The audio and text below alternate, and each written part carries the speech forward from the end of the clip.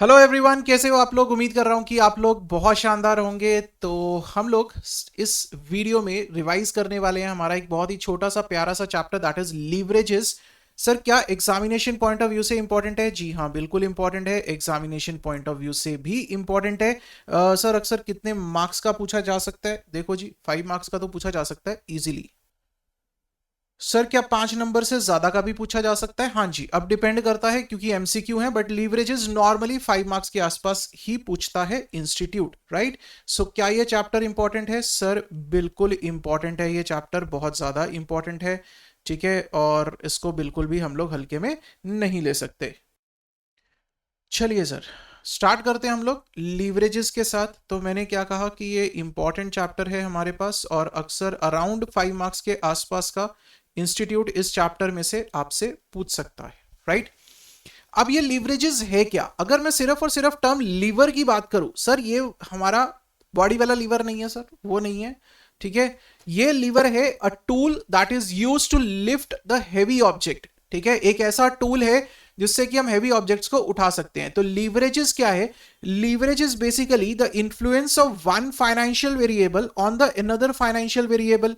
ये बेसिकली किस चीज की बात कर रहा है कि सर, अगर हम लोग अपने कैपिटल स्ट्रक्चर में डेट यूज करते हैं, ठीक है, तो क्या उससे हमारे प्रॉफिट्स पे कोई इंपैक्ट आएगा या नहीं आएगा? जैसे कि अब डेट यूज करने से होगा क्या? डेट यूज करने से हमारे पास फिक्स्ड कॉस्ट आ जाएगी, ठीक है। डेट यूज करने से क्या होगा? हमारे पास एक फिक्स्ड कॉस्ट आ जाएगी इंटरेस्ट के फॉर्म में। अब वो जो फिक्स्ड कॉस्ट है, उस फिक्स्ड कॉस्ट के होने से अगर हमारी सेल्स चेंज होती है तो हमारा प्रॉफिट कितना बढ़ेगा? क्या हमारा प्रॉफिट भी उतना ही बढ़ेगा? मैंने कहा सेल्स 10% से बढ़ गई, अगर सेल 10% से बढ़ रही है तो क्या प्रॉफिट भी 10% से बढ़ेगा? सर, ये चीजें हम लोग लीवरेजेस में पढ़ते हैं, ठीक है, कि अगर हम लोग एक वेरिएबल को यूज करके, एक फाइनेंशियल वेरिएबल को यूज करके, क्या हम दूसरे फाइनेंशियल वेरिएबल को उठा सकते हैं, उसको अप कर सकते हैं या नहीं कर सकते, राइट। उसका क्या इंपैक्ट आएगा, एक फाइनेंशियल वेरिएबल का दूसरे पे इंपैक्ट क्या आएगा? जैसे मैंने कहा कि डेट अगर हम लोग अपने कैपिटल स्ट्रक्चर में डालते हैं, ऑल्दो डेट रिस्की है सर, लेकिन फिर भी अगर कैपिटल स्ट्रक्चर में डालते हैं तो क्या उससे हमारे प्रॉफिट्स इंक्रीज होंगे या नहीं होंगे, राइट। तो अगर हम लोग इसकी बात करें लीवरेजेस की, तो लीवरेजेस में हमारे पास 3 तरह की लीवरेजेस हैं सर। हमारे पास 3 तरह की लीवरेजेस हैं। कौन कौन सी है? ऑपरेटिंग लीवरेज, फाइनेंशियल लीवरेज और कंबाइंड लीवरेज। पहले बात करते हैं हम लोग ऑपरेटिंग लीवरेज की, कि सर ऑपरेटिंग लीवरेज क्या है। ऑपरेटिंग लीवरेज हमें बताती है operating risk of the business. Operating risk of the business, ठीक है। Operating risk of the business, कि सर बिजनेस के ऑपरेशंस में कितना रिस्क है। अब रिस्क किस चीज का होगा? रिस्क इसी चीज का होगा कि सर हमारे प्रॉफिट्स इतने ना हो कि हम अपनी फिक्स्ड कॉस्ट ही पूरी ना कर सके, ठीक है, कि क्या हम सफिशिएंट प्रॉफिट्स कमा रहे हैं या नहीं कमा रहे हैं, इस चीज का रिस्क है। तो ये रिस्क हमारे ऑपरेशंस से रिलेटेड है, हमारी वर्किंग से रिलेटेड है, जो हम प्रोडक्ट बना रहे हैं ये उससे रिलेटेड है, राइट। तो अब ऑपरेटिंग लीवरेज के 2 फॉर्मूलाज हैं। एक फॉर्मूला कहता है percentage change in EBIT divided by percentage change in sales. इसका मतलब है कि सर आपको क्या याद रखना है? देखो, बड़ी सिंपल सी बात है, आपको इनकम स्टेटमेंट याद रखनी है। इनकम स्टेटमेंट क्या कहती है? इनकम स्टेटमेंट कहती है सर जी, सेल्स है, सेल्स में से वेरिएबल कॉस्ट को माइनस करेंगे तो मेरे पास कंट्रीब्यूशन आ जाएगा। उसके बाद कंट्रीब्यूशन में से हम अपनी फिक्स्ड ऑपरेटिंग कॉस्ट को माइनस करेंगे तो हमारे पास ईबीआईटी आ जाएगा। पहले इतनी चर्चा करते हैं, बस ईबीआईटी पे रुक जाते हैं अभी, ठीक है। अब यहां पर क्या कह रहा है? कह रहा है सर यहां पर ऑपरेशंस से रिलेटेड आपका रिस्क क्या होगा? रिस्क, सबसे पहला रिस्क क्या होगा कि सर ये जो फिक्स्ड ऑपरेटिंग कॉस्ट है, क्या हम इसे कवर कर पाएंगे? क्या हम कंट्रीब्यूशन कमा रहे हैं इतना? दूसरी चीज, दूसरा एंगल क्या है इसको समझने का, कि सर वो कहता है कि क्योंकि हमारे पास यहां पर फिक्स्ड ऑपरेटिंग कॉस्ट एग्जिस्ट कर रही है, इसके एग्जिस्ट करने से अगर मेरी सेल्स चेंज होती है, ठीक है, मेरी सेल्स मान लो 10% से बढ़ गई, तो क्या मेरा ईबीआईटी भी 10% से ही बढ़ेगा या उससे कम या ज्यादा होगा? ठीक है, वो सेम परसेंटेज से नहीं बढ़ेगा क्योंकि फिक्स्ड कॉस्ट है बीच में जो चेंज नहीं होगी। अगर सेल्स 10% से बढ़ाओगे तो ईबीआईटी हो सकता है वो 20% से बढ़ जाए, हो सकता है 15% से बढ़ जाए। वही ऑपरेटिंग लीवरेज है, राइट। तो percentage change in EBIT due to percentage change in sales, कि अगर हम सेल्स में चेंज करें तो ईबीआईटी कितना चेंज होगा, that is by operating leverage. अब ये किस एंगल से है, ये हमारा रिटर्न एंगल से है, कि अगर हमने अपनी सेल्स को चेंज किया तो हमारी रिटर्न यहां पर जो कि ईबीआईटी की फॉर्म में है उसके ऊपर इंपैक्ट क्या आएगा। दूसरा आ जाता है मेरे पास रिस्क एंगल। ये क्या है, ये मेरा रिस्क एंगल है। हम जब भी लीवरेज पढ़ते हैं हम दो पर्सपेक्टिव से पढ़ते हैं, एक रिस्क एंगल और एक रिटर्न एंगल। रिटर्न कहता है कि अगर सेल्स चेंज करी तो मेरे रिटर्न जो कि ईबीआईटी है उसके ऊपर कितना इंपैक्ट आएगा। और दूसरा रिस्क एंगल क्या कहता है, कहता है सर क्या हम इतना सफिशिएंट कंट्रीब्यूशन कमा रहे हैं कि हम अपनी फिक्स्ड ऑपरेटिंग कॉस्ट को पे कर सके और फिर ईबीआईटी कमा सके। ठीक है, तो ये फॉर्मूला क्या बना, कंट्रीब्यूशन डिवाइडेड बाय ईबीआईटी। ये फॉर्मूला हमें क्या बताता है, ये फॉर्मूला हमें बताता है are we earning sufficient contribution, are we earning sufficient contribution to pay what, to pay fixed operating cost, to pay fixed operating cost and earn EBIT। तो ये कौन सा एंगल है हमारे पास, ये है हमारे पास risk element, that is the risk angle. तो मैंने क्या कहा, जितनी भी लीवरेजेस हैं हम दो पर्सपेक्टिव से पढ़ सकते हैं, एक रिस्क और एक रिटर्न, राइट। अगर सेल्स चेंज करते हैं तो रिटर्न के ऊपर क्या इंपैक्ट आएगा, और रिस्क एंगल कहता है कि क्या हम इतना कंट्रीब्यूशन कमा रहे हैं कि हम अपनी फिक्स्ड ऑपरेटिंग कॉस्ट पे कर सके और उसके ऊपर ईबीआईटी भी कमा सके, क्या इतना है हमारे पास या नहीं है। ठीक है जी, तो दो एंगल हम लोगों ने यहां पर पढ़ लिए। तो ये था हमारे पास सबसे पहले ऑपरेटिंग लीवरेज। अब यहां पर एक और है याद रखने वाला, that is relationship between operating leverage and margin of safety. क्या रिलेशनशिप है सर, ऑपरेटिंग लीवरेज और मार्जिन ऑफ सेफ्टी में क्या रिलेशनशिप है। एक सिंपल लॉजिक याद रखो, मार्जिन ऑफ सेफ्टी क्या बताता है, मार्जिन ऑफ सेफ्टी बताता है कि सर आपने ब्रेक इवन पे सारी फिक्स्ड कॉस्ट रिकवर कर ली, उसके बाद आप सेफ जोन में हो, चलते जाओ चलते जाओ चलते जाओ, जितना कंट्रीब्यूशन सब प्रॉफिट, बढ़िया सेल्स बढ़ती जा रही है, आप सेफ होते जा रहे हो, सेफ होते जा रहे हो। ऑपरेटिंग लीवरेज क्या बताता है, वो रिस्क बता रहा है। सर रिस्क और सेफ्टी में कैसा रिलेशनशिप होगा, क्या डायरेक्ट रिलेशनशिप होगा या इनवर्स रिलेशनशिप होगा between the safety and the risk. Sir obviously एक इनवर्स रिलेशनशिप होगा। तो यहां पर हम लोग क्या बोलते हैं कि margin of safety is equal to 1 divided by operating leverage, या फिर operating leverage is equal to 1 divided by margin of safety. तो दोनों में क्या है, दोनों में इनवर्स रिलेशनशिप है, ये याद रखना है, ये क्वेश्चन एग्जाम में ऑलरेडी पूछा जा चुका है। ठीक है जी, तो ये याद रखना है ये चीज, right. So this is all about operating leverage.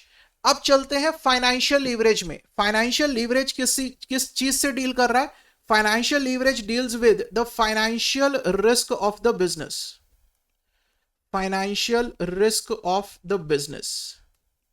अब ये फाइनेंशियल रिस्क क्या कह रहा है, फाइनेंशियल रिस्क ये कहता है कि सर हमारी जो फाइनेंस से रिलेटेड पेमेंट्स हैं, जैसे कि इंटरेस्ट ऑन डेट है, जैसे कि प्रेफरेंस का डिविडेंड है, राइट, जितनी भी हमारी फाइनेंशियल पेमेंट्स हैं, क्या हम वो पेमेंट्स कर पाएंगे या नहीं कर पाएंगे, क्या हमारे पास इतनी अर्निंग्स होगी कि हम अपनी फाइनेंशियल कमिटमेंट्स को पूरा कर पाएं या नहीं कर पाएंगे।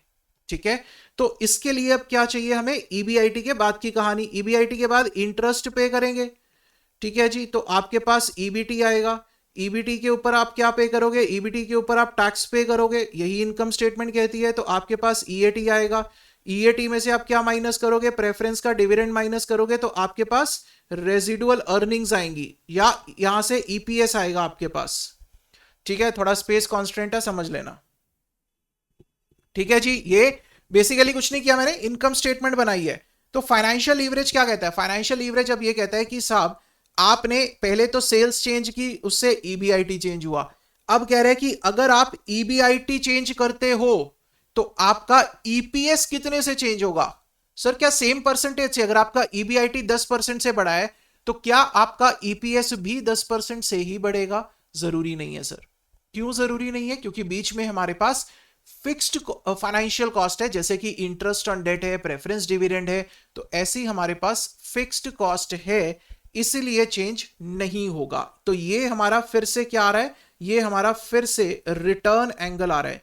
दूसरी चीज क्या कहता है, दूसरी चीज कहता है कि सर आपने ईबीआईटी, क्या आप सफिशिएंट ईबीआईटी कमा रहे हो, ये रिस्क एंगल है मेरे पास।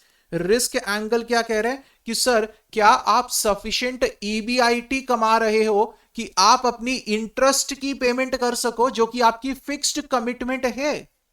इंटरेस्ट ऑन डेट जो है ना, वो आपकी फिक्स्ड कमिटमेंट है, वो आपको पे करना है even if it is losses. तभी तो कहते हैं कि जो डेट इंस्ट्रूमेंट है वो आपका रिस्की है। रिस्क क्यों है, क्योंकि उसके अंदर एक फिक्स्ड कमिटमेंट है। अगर आपको लॉसेस हो रहे हैं तब भी आपको इंटरेस्ट पे करना ही पड़ेगा।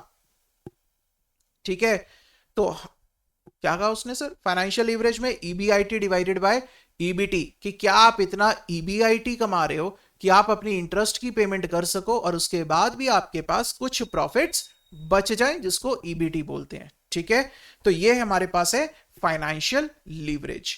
और तीसरी चीज हमारे पास जो आती है that is are combined leverage. अब यहां पर क्या है सर, ईबीआईटी बाय ईबीटी हो गया। ठीक है, अब ईबीटी को हम लोग कैसे लिख सकते हैं, यहां पर जो अक्सर आपको देखने को मिलेगा दैट इज ईबीआईटी। क्या हम ईबीटी को लिख सकते हैं ईबीआईटी माइनस इंटरेस्ट। कई क्वेश्चंस में क्या होगा सर, आपको ये इंटरेस्ट की वैल्यू गिवन होगी। ठीक है, इंटरेस्ट की वैल्यू गिवन होगी, आपको फाइनेंशियल लीवरेज गिवन होगा। आपको बोलेगा financial leverage is equal to 1.25, आपको बोलेगा इंटरेस्ट इज इक्वल टू 50,000।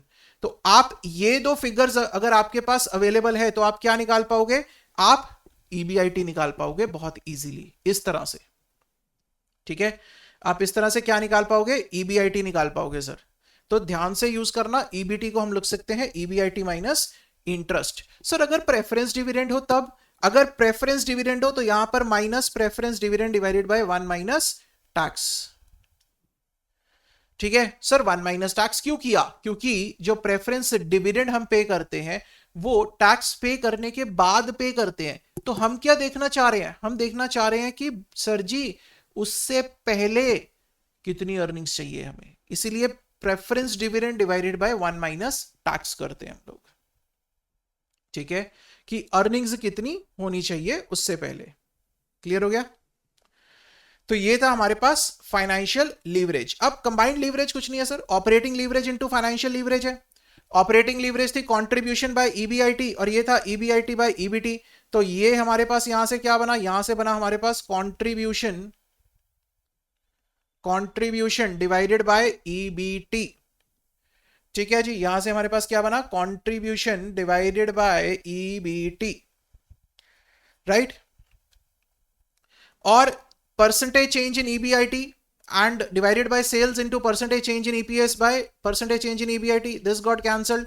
तो फॉर्मूला क्या बना हमारे पास, परसेंटेज चेंज इन EPS, ये ट्राइंगल जो है ये चेंज की होती है, परसेंटेज चेंज इन सेल्स। तो क्या कहता है कि सर कंबाइंड लीवरेज देखता है ओवरऑल इंपैक्ट, कि अगर आप सेल्स चेंज करोगे कितने परसेंट से, अगर 10% से आपने सेल्स में चेंज किया तो क्या ईपीएस भी 10% से ही चेंज होगा सर, नहीं, जरूरी नहीं है। ईपीएस आपका 15 से भी हो सकता है, ईपीएस आपका 20 से भी हो सकता है। और एक चीज ध्यान रखना, जब हम लोग चेंज की बात कर रहे हैं, ये जो चेंज है this change can be upward and downward, दोनों तरह से हो सकती है, अपवर्ड एंड डाउनवर्ड। इसका मतलब क्या, मैंने क्या कहा, मैंने कहा अगर हम लोग सेल्स को 10% से इंक्रीज करते हैं तो ईपीएस हो सकता है 20% से इंक्रीज हो जाए। सर इसी तरह से अगर हम सेल्स को 10% से डिक्रीज कर दें तो ईपीएस भी 20% से डिक्रीज होगा। क्लियर है, ठीक है जी। तो ये हमारे पास बनता है टोटल चैप्टर, बस इतना सा ही चैप्टर है सर, ये छोटा सा चैप्टर है। और क्वेश्चंस में आपको खेलना है इसी फॉर्मूलाज के अराउंड में, और आपको याद क्या करना है, आपको याद रखनी है ये इनकम स्टेटमेंट, बस। ठीक है, इनकम स्टेटमेंट का जो ये वाला पार्ट है ये हमारा ऑपरेटिंग लीवरेज है, ये वाला पार्ट हमारे पास फाइनेंशियल लीवरेज है, और ओवरऑल हमारे पास कंबाइंड लीवरेज आ जाता है। इसमें 2 थ्योरी टॉपिक्स हैं जो इंपॉर्टेंट है लीवरेज में, वो आप बुक से पढ़ लेना। एक थ्योरी टॉपिक है, मैं आपको बता रहा हूं, trading on equity. Trading on equity, मैं आपको कॉन्सेप्ट बता देता हूं क्या है कि सर ट्रेडिंग ऑन इक्विटी का मतलब है कि इंक्लूजन ऑफ डेट, हम इक्विटी की जगह पर डेट इंक्लूड करते हैं तो क्या होगा, हम अगर इक्विटी की जगह पर डेट साथ में इंक्लूड करते हैं तो उसमें रिस्क भी आएगा और उसमें रिटर्न भी आएगी। रिस्क क्यों आएगा, क्योंकि डेट के केस में हमारी फिक्स्ड कमिटमेंट है of the payment of interest even in case of losses. और रिटर्न कैसे आएगा, वो हमने अभी पढ़ा कि अगर डेट आता है फिक्स्ड चार्जेस हैं तो उससे हमारी रिटर्न जो है वो बढ़ सकती है, राइट। और एक हमारे पास जो थ्योरी टॉपिक है वो आप लोगों ने पढ़ना है, दैट इज फाइनेंशियल लीवरेज। एक थ्योरी टॉपिक आएगा आपके पास financial leverage acts as a two-edged sword। ठीक है, ये कई बार पूछा जा चुका है इंस्टीट्यूट की तरफ से क्वेश्चन, ये दोनों ही थ्योरी क्वेश्चंस हैं। ठीक है सर, इसका मतलब क्या है, इसका भी मतलब वही है। फाइनेंशियल लीवरेज हमें क्या बताता है, फाइनेंशियल लीवरेज हमें यह बताता है कि आपने डेट इंक्लूड किया, डेट के इंक्लूड करने से हुआ क्या, डेट के इंक्लूड करने से आपकी फिक्स्ड इंटरेस्ट की कमिटमेंट आ गई। ठीक है, अब क्या प्रॉफिट्स हैं कि इतना इंटरेस्ट आप पे कर सको, तो टू एज्ड स्वॉर्ड कैसे है सर, आप रिटर्न भी बढ़ाने की कोशिश कर रहे हो अपनी और दूसरी तरफ से आपका रिस्क भी बढ़ रहा है। ठीक है, तो बेसिकली दोनों ही टॉपिक्स किस चीज के ऊपर बात करते हैं, रिस्क एंड रिटर्न के ऊपर।